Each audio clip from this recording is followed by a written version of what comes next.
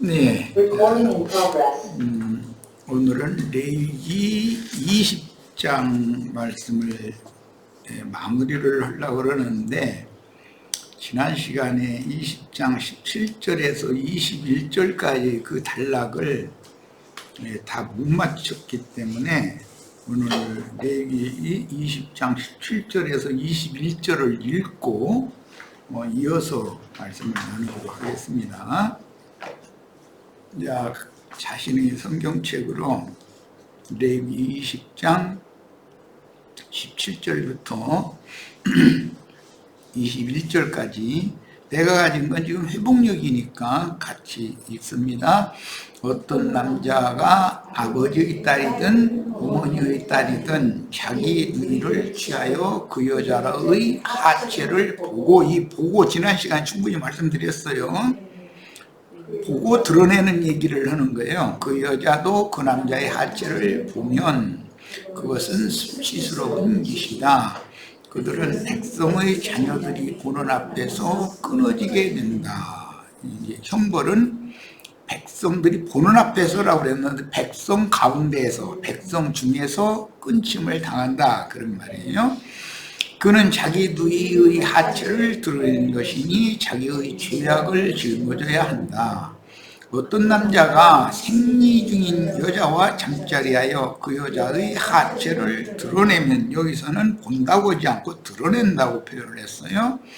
그 남자는 그 여자의 근원을 드러낸 것이고 그 여자도 자기의 피의 근원을 드러낸 것이니 그 두 사람은 자기 백성 가운데에서 끊어지게 된다. 앞에 보는 앞에서라고 17절에 번역한 거는 지금 18절에 백성 가운데라는 이 똑같은 단어예요. 자, 이제 19절입니다. 너희는 내 어머니의 자매나 내 아버지의 누이의 하체를 드러내서는 안 된다. 앞에서는 보면이라고 그랬고 여기서는 드러내서는 안 된다 이렇게 표현했어요. 그것은 자기 육체를 벌거 벗긴 것이니, 이건 해석이죠. 이제 보고 드러내는 것은 벌거 벗기는 거다, 이제 이 말이에요. 그들은 자기 죄악을 짊어져야 한다. 어떤 남자가 자기 삼촌의 아내와 잠자리하면 그는 자기 삼촌의 하체를 드러낸 것이다. 그들은 자신들의 죄를 짊어지게 되며 자식 없이 죽게 된다. 앞에서는 형벌이 끊어지는 거였었죠. 백성 중에서. 이번에는 무자하게 죽는 이야기로 이어졌어요. 자, 21절. 어떤 남자가 자기 형제의 아내를 취하면 그것은 불결한 짓이다. 그는 자기 형제의 하체를 드러낸 것이니 그들에게는 자식이 없게 된다. 자, 일단 이 말씀을 이제 마무리를 하고 22절 이하에 있는 말씀을 간략하게 해서 마치려고 합니다. 지난 시간에 근조의 하체를 보고 드러낸 자에게 내려진 저주가 자기 백성 중에서 끊쳐진다라는 것과 그 다음에 자식이 없이, 즉 후사 없이 무자한 상태로 죽게 된다라는 것이 형벌이라는 걸 말씀을 나눴어요. 이것은 믿는 성도가 자기 백성 중에서 끊쳐지는 거나 무자히 죽는다라는 것은 하나님의 생명, 그리스도의 은혜에서 단절된다라는 뜻이고, 이것은 영원한 멸망을 상징하는 표현이에요. 셈족의 언어 개념에서는 하나님의 생명, 그리스도의 은혜에서 끊어져 나가면 그것이 죽는 것인 거예요. 육신적으로 세상에서 어떤 그 조상이 이렇게 죽고 이제 이런 것은 그 육적인 일이지, 실제로는 영혼이 죽는 것이 더 중요한 일인 것이죠. 그래서 영혼이 죽는 것은 생명이신 하나님께로부터 단절되는 상태, 단절된 사람이라도 회복될 가능이 있으면 이제 이 생에 살아있는 동안에 복음을 받아들이면 단절되었던 사람이 회복이 될 수가 있죠. 거듭날 수가 있으니까. 그러나 완전하게 버림을 받는다라는 것은 이제 흔히 말하면 불못에 던져진다, 뭐 지옥불에 떨어진다 등등 이제 많은 표현이 나오지만 이것은 하나님의 생명 그리스도의 은혜에서 완전히 단절된다는 것은 회복될 가능이 전혀 없는 상태가 되는 거예요. 그것을 영원한 죽음이라고 그래요. 그래서 둘째 사망이라고 그러죠. 이것을 지금 말하는 거예요. 셈족은 계대 결혼을 통해서 후사를 잇는 경우는 누가 무자로 죽었을 때 그 형제가 죽은 자의 아내와 동침하여 대를 이을 아이를 낳아주거나 남편이나 아들들이 다 죽은 경우에는 그 자부를 그 근조에게 들어가게 해서 아이를 낳아서 대를 잇게 해주거나, 후사 아들이 없는 경우에는 딸이 낳은 첫 아들을 그 친정 아버지의 계보를 이어가게 하는 그런 생명의 계보가 끊어지면 안 된다는 것이 굉장히 중요하게 생각하고 있어요. 이 말은 하나님께로부터 부여받은 생명에서 영원히 단절되는 것은 영원한 멸망을 말한다라는 말이에요. 그것이 완전한 죽음이에요. 창세기 시작해서 내가 금령의 나무 실과를 먹는 날에는 정령 죽으리라 이렇게 말씀하셨던 그 죽는다라는 말은 하나님의 생명에서 단절된다라는 말인 거예요. 그러니까 죽음이라는 것은 영생이신 하나님, 영생하시는 하나님의 생명으로부터 끊김을 당하는 것을 의미하는 거예요. 육신의 몸이 죽는 건 하나의 표상이죠. 자, 레위기 오늘 이제 20장 21절을 나눌 건데, 어떤 남자가 자기 형제의 아내를 취하면 그것은 불결한 짓이다라고 회복록 성경에 불결한 짓이라고 번역을 했는데, 이 닛다라고 하는 용어는 배설물, 불경, 불결 또는 월경, 우상숭배, 근친상간 이렇게 여러 가지의 문장에 따라서 여러 가지 용법으로 번역되는 그런 용어예요. 이 닛다. 여기 불결한 짓이다.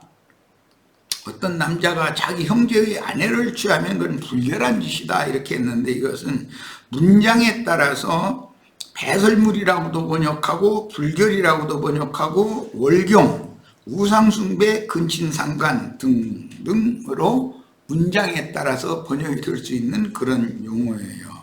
자, 이 문제는 굉장히 중요하니까 헤롯과 같이 헤롯은 자기 동생 빌립의 아내를 취했죠. 그 여자가 이름이 헤로디아라는 여자였죠.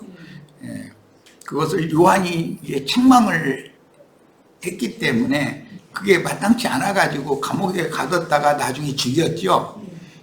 그런 경우는 성경 율법이 적용 그대로 되는 거예요. 왜? 형제가 살아있는데 살아있는 형제의 아내를 취한 경우니까 그건 불법적인 것이죠. 그러나 성경의 이제 구속사에서 생명의 계보를 이어지게 만드는 경우는 형제가 후사를 두지 못하고 죽었으면 그때는 죽은 형제의 아내에게 들어가서 자식을 낳아서 죽은 형제의 대를 이어줘야 되는 것이 의무예요. 또 이거는 그러니까 형제의 아내를 취한 경우를 일방적으로 이것이 불법이다라고 이렇게 말하면 안 되는 거죠. 어떤 경우는 성경이 의무적으로 그걸 형제가 후사를 두지 못하고 죽은 경우에는 그 형제가 그 형제의 아내에게 들어가서 자식을 낳아서 형제의 대를 이어줘야 되는 게 의무이기 때문에 이 양면을 잘 성경 말하는 의도를 알아야 되겠어요. 우선 오늘 율법에서 금한 금기사항의 형제의 아내를 취하면 그것은 불결한 짓이다 그랬는데, 이 불결한 짓이라고 하는 그 개념을 아까 내가 닛다라고 하는 이 개념이 배설물, 불경, 월경, 우상숭배, 근친상간 등등으로 문장에 따라서 번역이 된다 이렇게 표현을 했고, 이것은 신약에서 헤롯이라고 하는 에돔 족속 혈통을 가진 사람이 이스라엘이 왕이 되었을 때, 그때 예수님 오셨을 때인데, 그때 그 헤롯이 자기의 동생 빌립이라고 하는 제수, 동생의 아내니까 제수씨죠. 제수씨를 자기 아내로 이렇게 취한 문제 때문에 요한이 이제 그걸 지적을 했다가 이렇게 감옥에 갇혀가지고 아주 죽게 됐어요. 이거는 이제 누가복음 3장 19절로 20절 먼저 성경을, 신약 성경을 찾아보도록 하겠습니다. 왜냐하면 이 문제를 명확하게 할 필요가 있어서 그래요. 무자히 죽는다라든지 하나님의 생명에서 자기 백성 중에서 끊어진다라는 형벌을 받는 경우를 지금 말하고자 하는 거예요. 누가복음 3장 19절로 20절, 자 봅니다. 분봉왕 헤롯은 그의 동생의 아내 헤로디아의 일과 또 자기가 행한 모든 악한 일로 말미암아 요한에게 책망을 받고 그 위에 한 가지 악을 더하여 요한을 옥에 가두니라 이렇게 돼 있고, 이제 마가복음에서 보겠습니다. 6장 16절로 18절을 봅니다. 마가복음 6장 16절로 18절. 자 봅니다. 헤롯은 듣고 이르되 내가 목벤 요한 그가 살아났다 하더라. 전에 헤롯이 자기가 동생 빌립의 아내 헤로디아에게 장가든 고로 이 여자를 위하여 사람을 보내어 요한을 잡아오게 가두었으니, 이는 요한이 헤롯에게 말하되 동생의 아내를 취한 것이 옳지 않다 하였음이니라. 이 동생의 아내를 취한 것이 옳지 않다라는 말씀이 레위기 20장 21절에 나오는 율법이죠. 어떤 남자가 자기 형제의 아내를 취하면 그것은 불결한 짓이다라고 번역했는데, 이것은 근친상간의 범죄다. 이게 또 우상숭배라고도 번역할 수 있는 그런 불결한 짓이다라는 거예요. 그래서 살아있는 형제의 아내를 취하는 경우가 있고, 이것은 이제 근친상간이고 불결한 짓이죠. 계대 상속복을 이루기 위해서 형제가 후사를 두지 못하고 죽은 경우에 근족 형제가 죽은 자의 아내에게 들어가서 난 아들로 그 후사 없이 죽은 형제의 대를 이어주는 것은, 이것은 하나님의 생명의 계보가 끊어지지 않도록 이어지는 문제이니까 좀 반대의 지금 상황인 것이죠.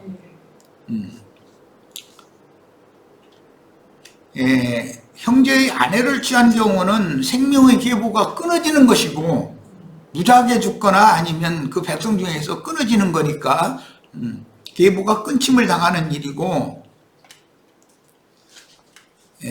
똑같은 형제의 아내를 취하는 문제임에도 불구하고 생명의 계보를 이어주기 위하여 형제가 후사가 없이 죽었을 때 형제의 아내를 취하여 아들을 낳아서 형제의 대를 이어주게 하는 것은 끊어질 수밖에 없는 대를 이어주는 문제가 좀 반대의 현상이잖아요. 지금 내가 지금 하는 말 충분히 아시겠죠? 네. 자, 이제 이 말은 또 그 목사님들 들으면 기분 나쁠까 무서운데, 이해를 돕기 위해서 그래요. 목사님들은 헤롯이 하는 그런 짓을 하는 거예요. 지금 주님의 교회를 지커신 것처럼 이렇게 치워버리잖아요. 그러면 대가 끊어져요? 대가 이어져요? 그건 그런다 이 말이야. 그것은 대가 끊어진다는 것은 그 영혼이 영원한 멸망에 떨어진다 그 말인 거예요. 그런데 이런 진리를 알고 바르게 목회 사역을 잘하는 주님과 주님의 제자들의 사역을 이어가는 경우는 끊어질 수밖에 없는 대를 이어주는 역할을 하기 때문에 이게 정반대 현상이 오는 거예요. 예. 지금 이제 서론으로 말한 이 내용을 잘 이해를 하고 계셔야 되겠어요. 율법을 읽을 때는 이런 반대되는 그런 결과가 올 수가 있기 때문에 이런 말씀에 대해서 완전히 잘 이해를 하실 수 있기를 바랍니다. 자, 대를 이어주는 경우는 창세기 38장에서 유다와 유다의 며느리 다말 이야기가 굉장히 유명하지요. 자, 창세기 38장 6절로 11절 찾아서 보겠습니다.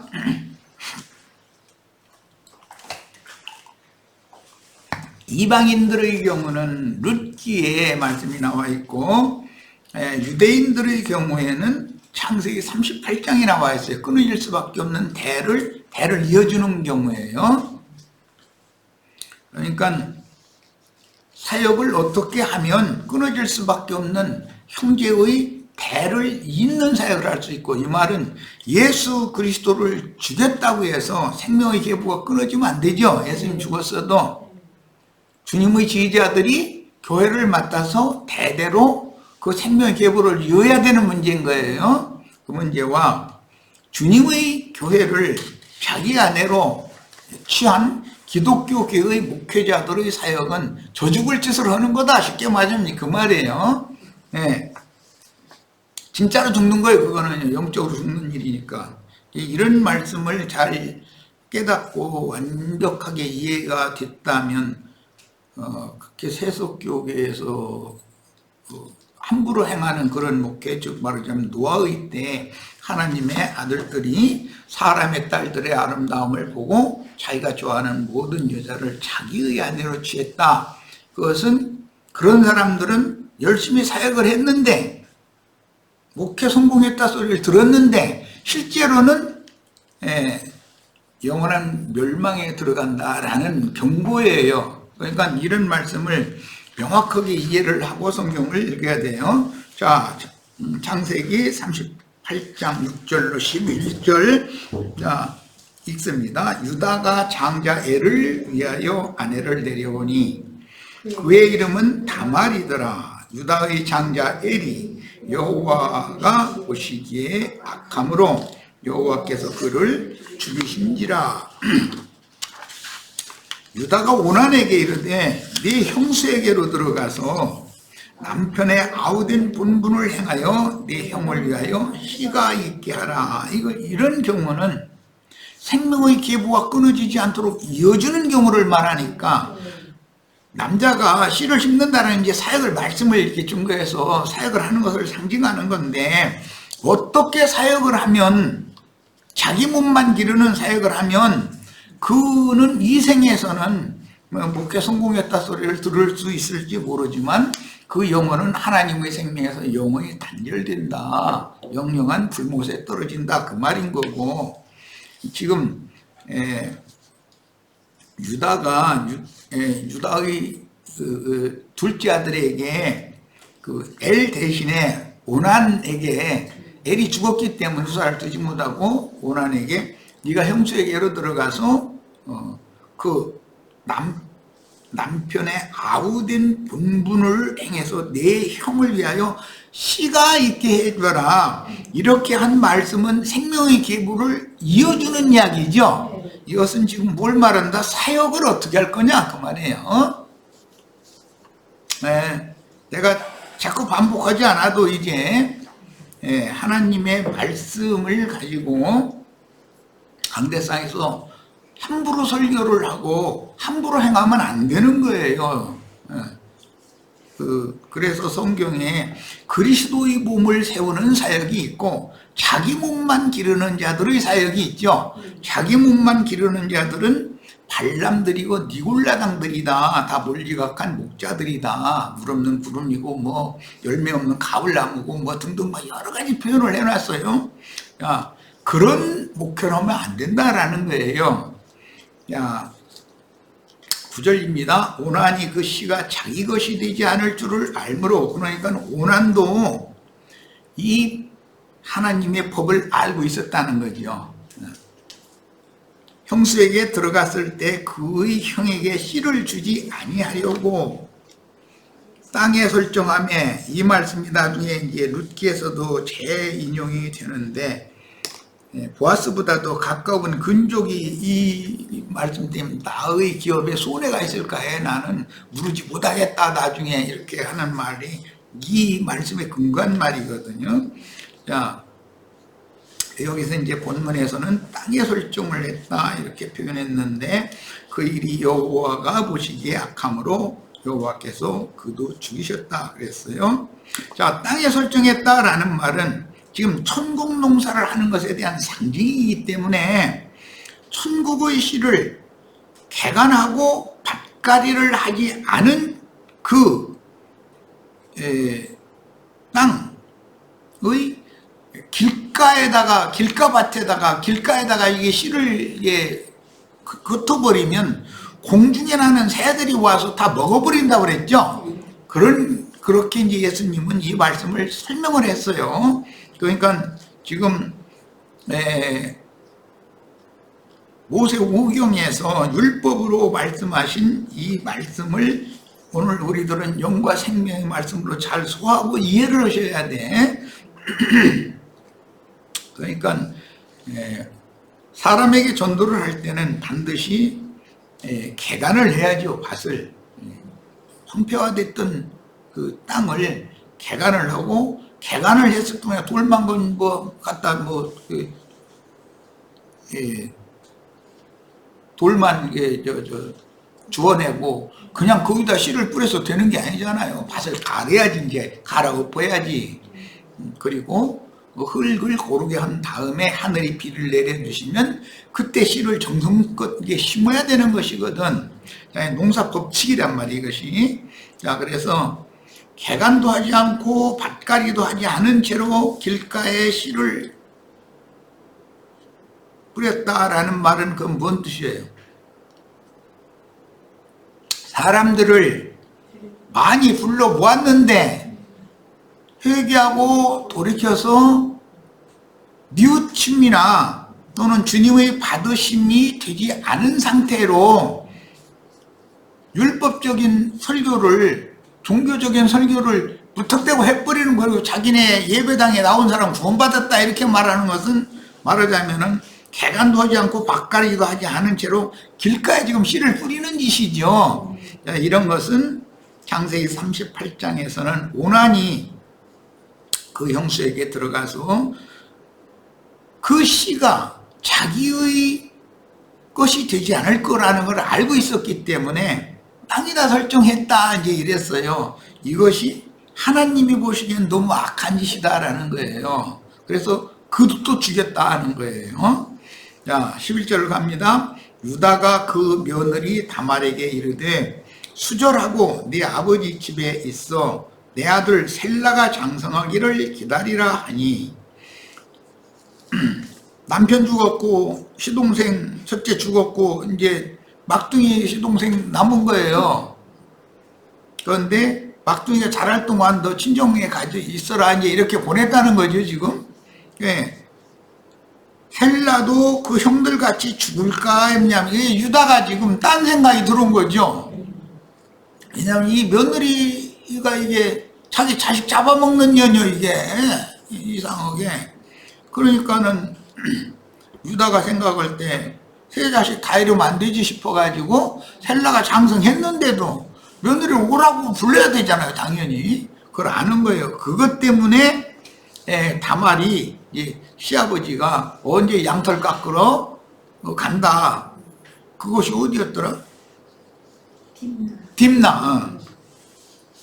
거기에 이제 그 목축자의 추수를 하러 간다. 근데 그때를 딱 맞춰가지고 장녀로 변장해가지고 이렇게 근족의 씨를 받아서 계보를 이어야 되는 것이 법이니까 그렇게 했다는 거예요. 그러니까 그런 말씀에 대해서 우리가 이해를 잘해야 돼요. 안 그러면은 창세기 38장 보니까 이거 예수 믿는 것들은 이거 불상놈들이더만 완전히 이렇게 나가면은 하나님이 불의하고 그 인간이 더 의로운 사람이 되어버리면 큰일 나는 거죠.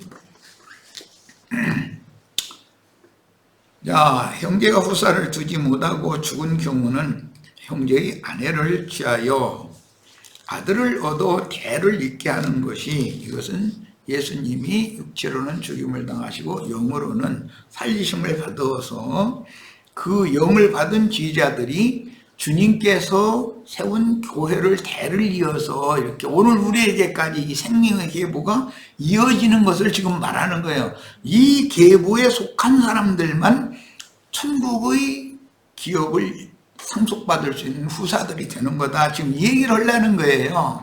이만큼 중요해요. 그래서 율법을 잘 이해를 하고 깨닫는 거는, 형제가 후사를 두지 못하고 죽은 경우는 형제의 아내를 취하여 아들을 얻어 대를 잇게 하는 것이, 이 형제는 예수님이고 대표적으로 아내는 교회를 말하는 거예요. 유대인의 계대 상속에 관한 율법이었는데 주님이 전한 천국 복음을 받은 자들로 세운 그리스도의 몸인 교회를 맡아서 대를 이어 목양하여 생육 번성시켜야 할 제자들의 책무를 지금 상징적으로, 율법이니까 모형적으로 이렇게 기록한 것이다. 율법을 읽어도 나처럼 이렇게 해석을 해서 가르쳐야만 가장 정상적으로 가르치는 거예요. 이게 예배당 목사들이 이제 내 가르침을 들으면 그 사람 성경을 이상하게 풀이한다, 지멋대로 그냥 자의적인 해석을 하더만 이럴 거예요. 이거는 그들이 지혜와 계시의 영이 임하지 않았기 때문에, 이 성경을 읽을 줄을 모르기 때문에 그래요. 예수님이 유대교 지도자들에게 말씀하실 때 너희가 성경을 읽을 줄을 모르기 때문이다. 예, 천연적인 육신에 있는 혼생명으로 성경을 읽으면 전부 아래에서 난 자들의 그 보는 관점으로밖에 안 보이죠. 위에서 나셔서 위에 계신 예수님의 제자들은 사람들을 비록 아래에 있는 자들이지만 그들에게 전도를 해서 위에 계신 하나님의 것으로 영생에 들어가게 만들어주는 것이 전도자의 분명한 사역이잖아, 이것이. 이게 이렇게 중요한 문제다. 자, 이제 신명기 25장 5절로 10절 인용구를 읽습니다. 형제들이 함께 사는데 그중 하나가 죽고, 이게 창세기 38장에서 인용하는 율법이에요. 아들이 없거든 그 죽은 자의 아내는 나가서 타인에게 실까지 말 것이요. 주님의 교회가 타인에게 실간다라는 것은 음녀가 되면 안 된다, 이런 말이죠. 짐승과 뭐라고 했나, 짐승과 구합을 한다고 이렇게 우리 번역인 그렇게 해놨는데, 나가서 그 짐승과 구합을 해서 거기서 생육 번성시키면 안 되는 것이죠. 하나님의 생명을 생육 번성시켜야 되니까 예수님의 근족은 제자들이고 오늘 우리들에게까지 이 대가 이어지는 거예요. 지금 이 얘기예요. 그중 하나가 죽고 아들이 없거든 그 죽은 자의 아내는 나가서 타인에게 실까지 말 것이요. 룻기에도 보면 이삭을 줍는 룻에게 다른 사람의 밭에는 가지 말아라 이렇게 했죠. 그것은 타인에게 시집까지 말아라라는 말과 지금 같은 뜻이에요. 그리스도의 밭인 교회 안에서만 이삭 죽기를 해야 된다는 말이죠. 자, 그 남편의 형제가 그에게로 들어가 그를 맞이하여 아내로 삼아 그 남편의 형제된 의무를 그에게 다행할 것이요. 그 여인이 낳은 첫 아들이 항상 만물 첫것 하늘이 주신 모든 소산 중에서 가장 좋은 것으로 하나님께 드리는 것이 이제 유대인의 관례이고, 이게 11조 율법과도 관계가 되죠. 그래서 첫 번째 낳은 아들은 기력의 시작이다 이래가지고, 이거는 부활이 처음 익은 열매를 상징하는 말이에요. 그러니까 그대로 생명의 계보가 끊어질 수밖에 없는 사람을 위하여 동생이 또는 이제 형수에게 들어가서 아들을 낳을 때 그 맏아들을 형의 명의로 대를 이어가 해줘야 된다는 거예요. 둘째부터만 자기 것이 되는 거예요. 그러니까 아까 그 오난 이야기는, 오난이 그게 나쁜 놈인 것이 뭐냐면은, 아니 형의 대를 먼저 이어주고 둘째 이후로는 자기 것이 되는데 그냥 아예, 그러니까 이제 무조건 형의 대가 이어지면은 내 기업에 손해가 있을까 하고 이렇게 오해를 하는 거죠. 그게 아니죠. 형의 대를 먼저 이어주고 그 다음에 자기 대를 이어갈 그 후사를 낳으면 되는 일이지. 자, 그 여인이 낳은 처자들이 그 죽은 형제의 이름을 잊게 하여 그 이름이 이스라엘 중에서 끊어지지 않게 할 것입니다. 그랬어요. 자, 대속물로 죽임을 당한 인자 예수께서 그분의 피로 사신 교회는, 여기 나온 맏형이라는 말은 예수님을 염두에 두는 말이고, 맏형의 아내라는 말은 주님의 교회를 염두에 두는 표현이에요. 여자. 그 영의 위임을 받은 참 제자들의 사역으로 하나님 집의 유업을 이을 후사를 낳아서 생명의 기부를 이어야 하는데, 불문율법은 계시록 12장에서 해를 입은 한 이적의 여자가 난 아들이 있죠. 철장권세자라고 그랬죠. 네. 그가 이제 계시록 마무리 완성을 하는 사람인 거예요. 거기까지 대가, 예수님의 대가 계시록 끝까지 이렇게 계속 이어져야 되는 것이죠.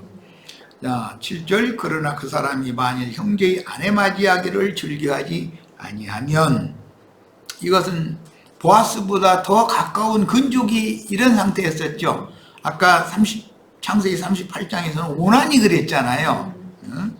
그 형제의 아내는 그 성문으로 장로들에게로 나가서 말하기를, 내 남편의 형제가, 남편은 죽었는데 이제 그 형제가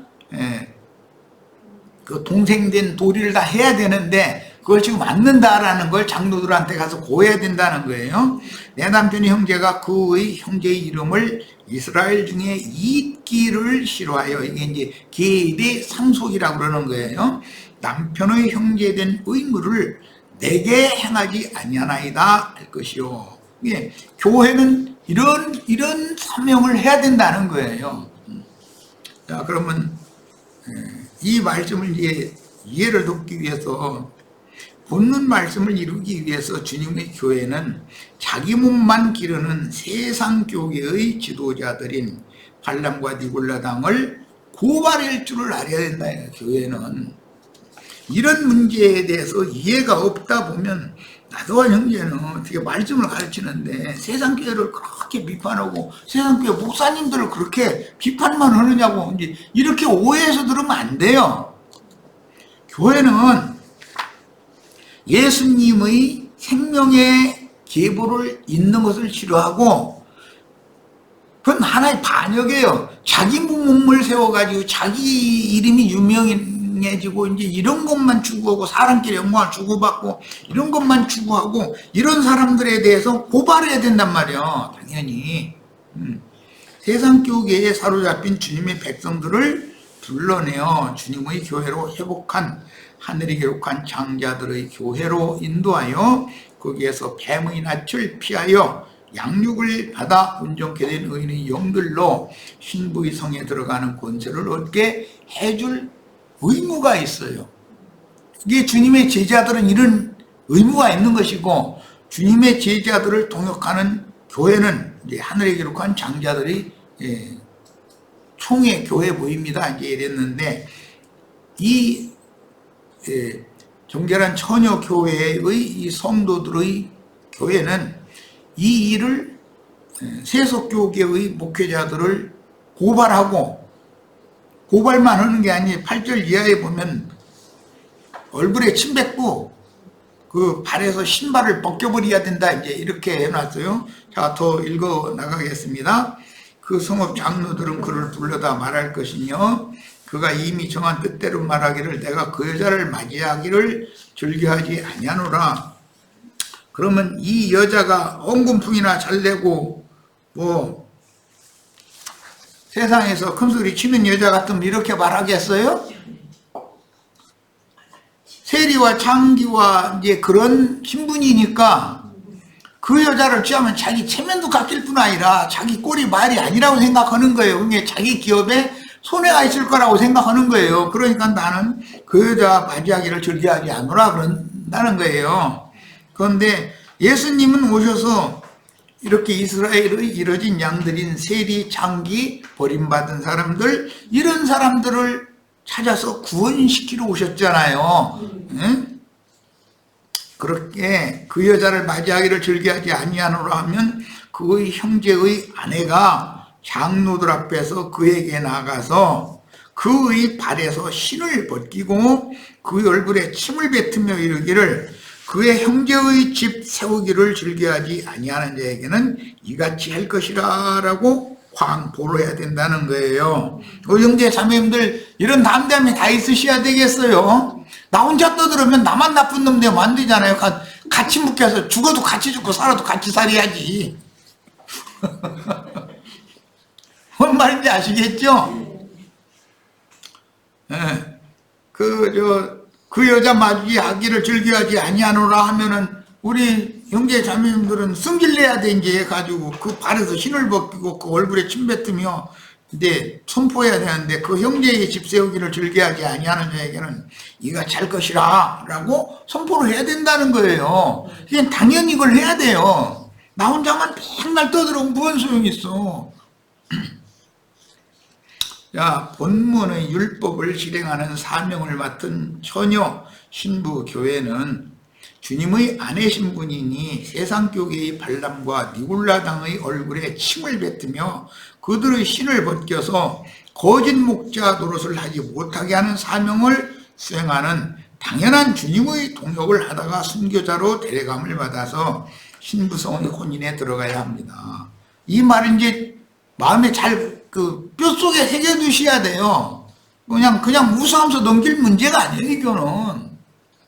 자, 율법 제도권의 계보를 잇는 것에만 혈안이 된 세상 교계 지도자들인 발람과 니골라 당들은 가인의 길에 행하는 자들이므로 정결한 처녀 교회인 하늘에 기록한 장자들의 모친 교회의 이런 증거를 무시하면서 세리, 창기, 이방, 죄인들, 극한 기근을 만난 가난한 과부와 고아들을 무시하며 주님 나라를 위해서 그들은 절대로 백의종군하는 것을 극도로 싫어하고 신부, 목사 등의 직함을 그렇게 해주기에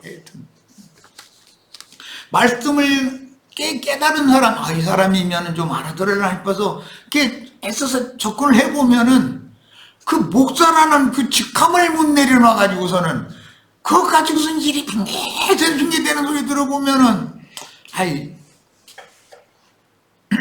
목자만 빼놓고 또 뭐 교사의 사자 합쳐가지고 목사라고 하면 되잖냐. 그래 우리 이제 그 사람 만나봤죠. 아니 사람 죽여 있는 거고 말을 아무리 갖다 찍어붙이고 빼 맞춘다고 해도 그런 식으로 하면 안 되죠. 아니 목자는 목자고 교사는 교사지 어떻게. 목자의 목자만 떼내고 교사의 그 사자만 떼어가지고서는 그래서 내가 그러면 바울사도는 반포자라고도 했는데 그럼 거기다 목사만 한다더니 목반자 목반사 한다든지 그렇게 해도 되겠냐 이제 이랬더니 아무도 답을 또 안 해놨잖아. 이렇게 하면 이게 말이 안 되는 소리죠. 그게 뭘 말하는가. 사람은 오늘날까지 목사라는 호칭으로 소위 하나님을 위해서 일을 한다 해가면서 사람들을 자기의 권위를 내세우는 그런 근거를 목사라고 하는 호칭을 가지고서 사용을 하는 것을 내려놓으면 자기는 죽는다고 생각하기 때문에 어떻게든 해서 빠져나가려고 이제 이 진리를 아는 종들을 만나면은 그러거든요. 그러니까 백의종군이라는 것은 무슨 관직 이런 것에 상관없이 하나님의 즉 국가의 사명을 충성스럽게 한다 이거예요. 무슨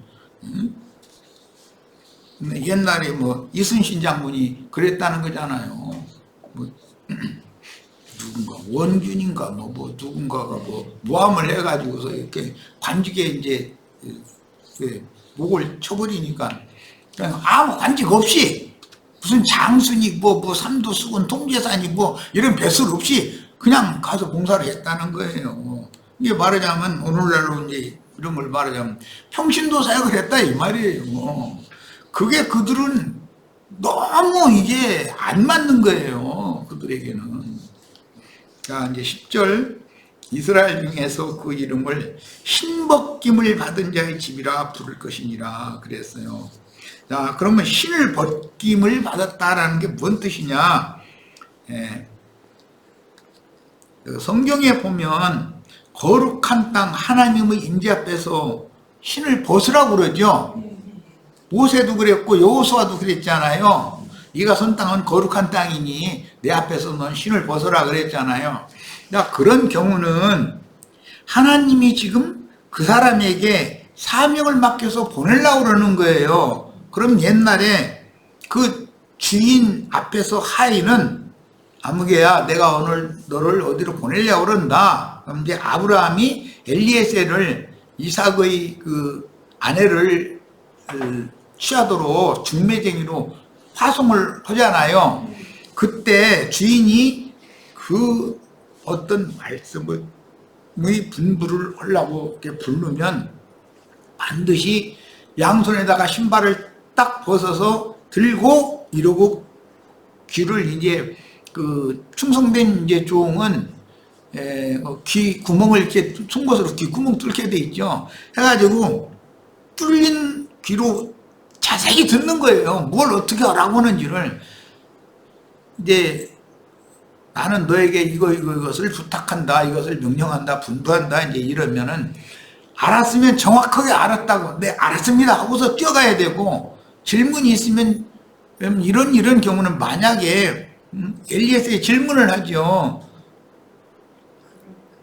만약 그 처녀가 오기 싫다 그러면 어떻게 합니까? 그럼 그래 상관없다. 너는 사명을 다 한 거니까. 내 아들의 배필이 되지 못할 여자라면 나는 그런 며느리 얻기 싫다. 이렇게 이제 답변을 딱 했죠. 이게 그렇게 질문사항이 있으면 질문하는 거예요. 이제 이렇게 하고 모든 것이 명료하게 분명하게 들었으면 그 신을 벗은 상태로 맨발로 뛰어나가야 되는 것이거든. 그게 이제 고대의 셈족의 관습이었기 때문에 거기서 나오는 말이에요. 그런데 신이라는 것은 복음을 맡은 사람의 그 사명 또 복음 자체를 상징하는 게 신이란 말이야. 지금 엘리에셀이 신을 벗었다라는 것은 복음을 맡은 사명자라는 말이잖아요. 이제 뛰어가려고. 그런 뜻이고, 신을 벗는다라는 것은 하나님께서 그를 어디로 파송하려는 의도를 갖고 있단 말이에요. 이제 이런 개념에서 마태복음 28장 마무리 단락에 보면은 그 영이신 주님이 제자들을 모든 민족 땅끝까지 파송을 하시죠. 그때는 제자들이 신발 끈매고 뭐 가라고 하는데 충격거리 그러면 돼야 안 돼요? 군말 없이 가서 사명을 충성되게 다 해야 돼요. 그렇게 보내는 것은 양을 이리에게 늑대에게 보내는 것과 똑같이 사지로 보내는 것 실제로는. 그래도 주인의 그 사명을 충성되게 해야 되는 것이죠. 이런 개념을 이해를 하셔야 돼요. 자, 10절 이스라엘 중에서 그의 이름을 신벗김을 받은 자의 집이라 부를 것이니라. 그 집이 뭐 세상적으로 많은 인수 모아서 몇만 명, 뭐 몇십만 명 모은 참 목회 성공한 집이지만 그 집은 신벗김을 받은 자의 집이다 이거예요. 주님의 집이 아니고. 주님의 교회는 하나님의 집은 주님의 교회를 말하는 거잖아요. 이게 대비되는 용어로 본 것을 알 수 있어요. 신벗김을 받은 자의 집은 현대의 세상 교계인데 극도의 가난으로 인해 근족이 기업을 잃었을 경우에는 기업을 물러줄 의무가 있는 근족의 신을 벗기는 행위는 그가 맡은 복음 전파 사명을 다하기를 싫어하고 자기를 위한 사명을 한다 이거예요. 예수님의 사명을 하는 것이 아니라 자기를 위해서 하나님의 이름 팔아 예수 이름을 팔아가지고 자기 뱃속 차리기 위한 그런 목회를 한다 이런 말이에요. 그래서 그런 주님이 맡긴 사명을 다하기를 싫어하는 자라는 증거로 그가 맡은 사명을 빼앗는 것이니 예수님은 이 땅에 오셨을 때 말씀을 먼저 맡았던 유대교인들에게 유대교 지도자들에게서 신발을 벗기려고 오신 것이죠. 신발을 벗겨가지고 누구한테 줘요? 제자들한테 그 누더기 낡은 신발 터덕대고 다니던 것 뺏어버리고 쓰레기통에다 집어쳐 넣어버리고 새 신을 제자들에게 힘께 줘가면서 보냈다라는 말이에요. 자, 이 의미를 잘 이해하셔야 돼요. 그래서 신은 복음 또는 복음 맡은 자의 사명을 상징한다 이런 말이에요. 이제 신발을 벗겼다라는 말은 하나님께서 그에게 맡긴 직분, 그 사명을 빼앗아 버렸다라는 뜻이 되겠죠.